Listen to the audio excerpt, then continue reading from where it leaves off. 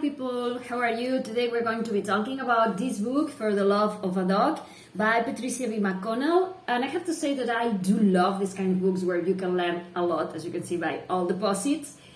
This book talks about emotions in both dogs and humans, and about the ability of a dog of how these emotions affect them, and how can you help them and interpret those emotions and understand how they can affect the reactions of your dog.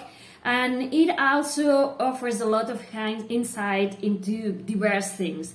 And I do love this book. I have to say that since the author wrote this book, there has been lots of scientific advancement, so to speak, about whether dogs do have the ability of thinking or not. These studies and all the things go in the same direction that the author goes in the book, to prove that in fact dogs do think. Lately, it's been proven that they have the ability to think, and they will be also able to speak if they had the vocal cords for it, because they process language in a very similar way in which we do. They process the word per se in one part of the brain, and the meaning depending on the intonation and the situation with the other part of the brain, as much as we do. It's been proven that they understand all the words that you teach them and all the words that they pick up. So yeah, they will be also able to talk if they had, as I say, the vocal cords that gave them the ability to.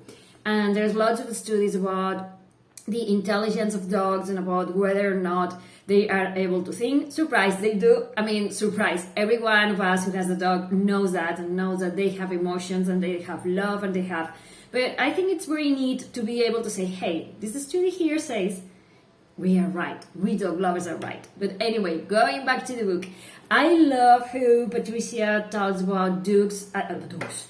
Sorry, mispronunciation here. Talks about dogs and how she is able to transmit all her knowledge to you, the reader. And I do love that she is so keen on positive training, which I do love.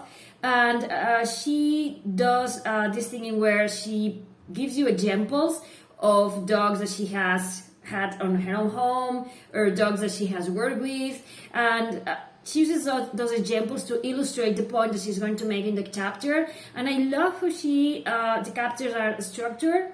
For instance, she's talking about happiness, and she's telling us what kind of emotion it is, what effects it has in the body, how it affects humans, how the brain of humans work, how the emotion is processed, and all of that.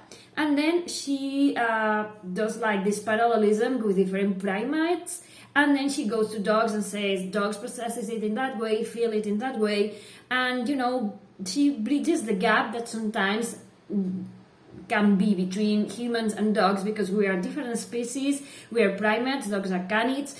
And I love that she gives you this information about how emotions works in humans, how it affects the brain and the reactions you are going to have, so that you can better understand your own self, and also the reactions your own dog has when the dog feels those emotions. And I think it's very illustrating, in the same way that I do love that she has this photograph section in the middle that helps understand what she is explaining in the book.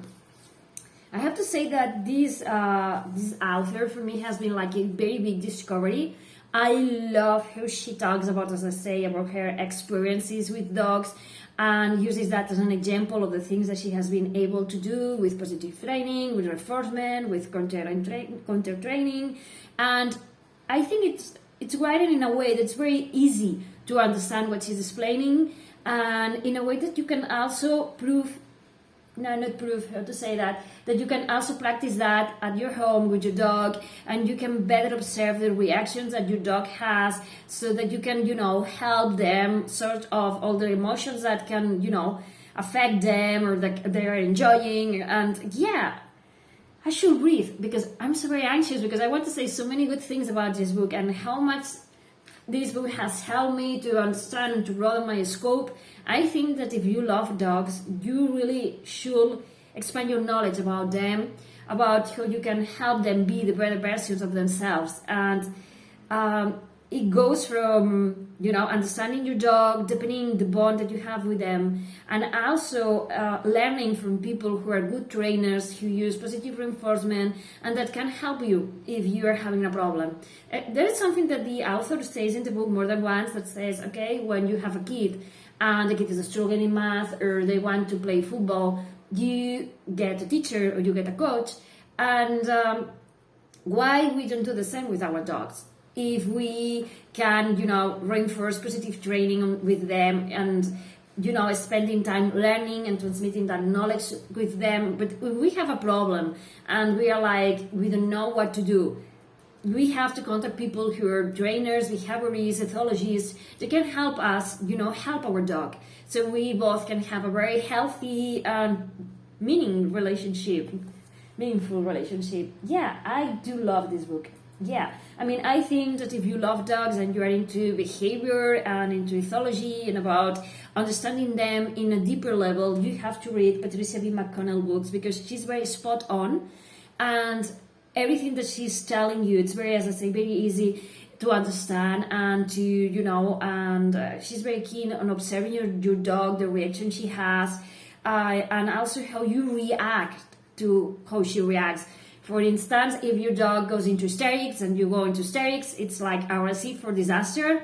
If your dog goes into hysterics, you have to remain calm and trying to calm her, and yeah, things that you might think they're obvious or not, but you learn a lot with her books about, as I say, about how to take care of your dog and to expand her own mind, and about what your dog needs to be happy. Obviously, you have like the basic needs, water, food, play, but how much exercise, how much interaction, how much mental stimulation, what can you do if whatever thing rises. It's very nice to be able to serve your dog and to adapt and to apply the things that she is teaching you in her books. Not to forget, as she says also in the books, that if you need more help, you should contact someone who has expertise, positive expertise, and that can help you out of whatever it is that's bothering you and your dog or whatever.